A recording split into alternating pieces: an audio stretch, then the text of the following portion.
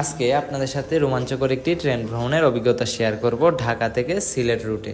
প্রথমেই আমি বাংলাদেশের সবচেয়ে বড় rail station Dhaka Kamalapur rail স্টেশনটা ঘুরে ঘুরে দেখতেছিলাম, প্রত্যেকটা টার্মিনাল, প্রত্যেকটা জায়গা। টার্মিনালের ভিতরে ঢুকলে প্রথমে দেখবেন এরকম বড় একটা ডিসপ্লে, যেখানে লেখা থাকবে কোন ট্রেনটা কখন কোথায় যাবে। বেশ অনেকক্ষণ ধরেই স্টেশনটা খুব ভালো করে ঘুরলাম। তারপর ট্রেন ছাড়ার একটা নির্দিষ্ট সময় চলে আসলো।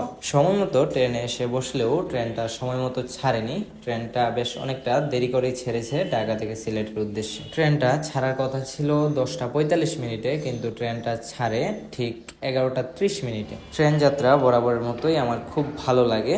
আর দেখতে দেখতেই চলে আসলাম নরসিংদী স্টেশনে। আমি সবসময় চেষ্টা করি আমার ভ্রমণকে আরো রোমাঞ্চকর করার জন্য, তাই আজকে এই ছোট খাবারের আয়োজন করলাম যাতে আমার ট্রেন ভ্রমণটা আরো বেশি রোমাঞ্চকর হয়। দেখতে দেখতে ঢাকা থেকে 3 ঘন্টার মতো জার্নি করে চলে আসলাম নরসিংদী পার হয়ে ভৈরব বাজার। ইনশাল্লাহ ভৈরব নিয়ে আমার ভিডিও বানানোর খুব ইচ্ছে আছে, হয়তো সামনে ভৈরব নিয়ে ভিডিও আসতে পারে। ট্রেনটা চলতে চলতে এক পর্যায়ে চলে আসলো লাউয়াছড়া জাতীয় উদ্যানের ভিতরে।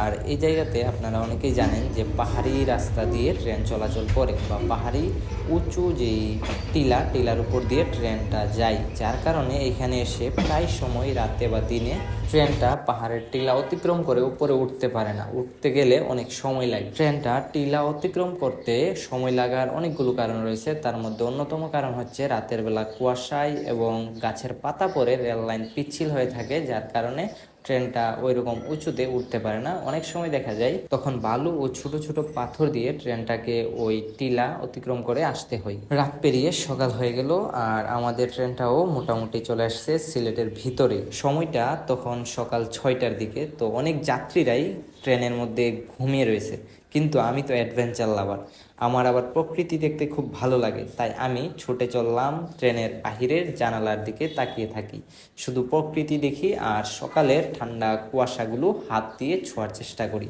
বছরের শুরুতে এবং শীতের একদম শেষে, ফেব্রুয়ারির শেষের দিকে এসেও যে এত কুয়াশা থাকতে পারে সিলেট শহরে বা সিলেটের আশেপাশে, তা আমি সিলেট না আসলে বুঝতেই পারতাম না। সকাল বাজে তখন 7টার মতো বড়মাচল রেল স্টেশনে এসে পৌঁছালাম। সিলেট যেতে আরো প্রায় 1-2 ঘন্টা সময় লাগতে পারে। বড়মাচল রেল স্টেশনটাকে পিছনে ফেলে আমাদের ট্রেনটা আবারও যাত্রা শুরু করলো বড়মাচল থেকে সিলেট রেল স্টেশনের উদ্দেশ্যে।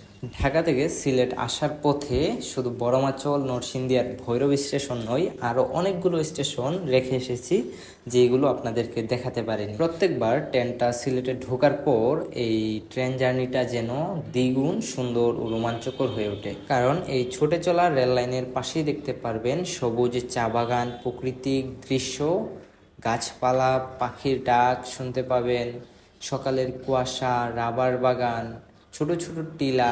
এই প্রকৃতির সবকিছু মিলিয়ে যেন সিলেটের প্রাকৃতিক দৃশ্যটা বাকি জেলা বিভাগগুলো থেকে অনেকটাই আলাদা এবং অন্যরকম সুন্দর। সত্যি এই জায়গার প্রশংসা না করে থাকা যায় না। আর এরকম পরিবেশ, এরকম নেচার বাংলাদেশের কত জায়গায় আছে তা আমার জানা নেই। দেখুন ভোরের কুয়াশা কতটা তীব্র যে সূর্যকে দেখাটাই খুব টাফ হয়ে পড়তেছে। সময় তখন সকাল 7টা 30 মিনিট, অথচ কুয়াশার জন্য সূর্যকে ঠিক মতো দেখাই যাচ্ছে না। এই কুয়াশা, এই সুন্দর সকাল, প্রাকৃতিক পরিবেশ, এই সব কিছুর জন্যই হয়তোবা সিলেটকে বলা হয় প্রকৃতির রাজ্য বা প্রকৃতির রানী সিলেট। আজকের ট্রেন জার্নিটা প্রায় শেষের দিকে, কারণ আমাদের ট্রেনটা সিলেটে ঢুকে পড়েছে আর কিছুক্ষণ পরেই হয়তোবা সিলেট রেল স্টেশনে পৌঁছে যাবে।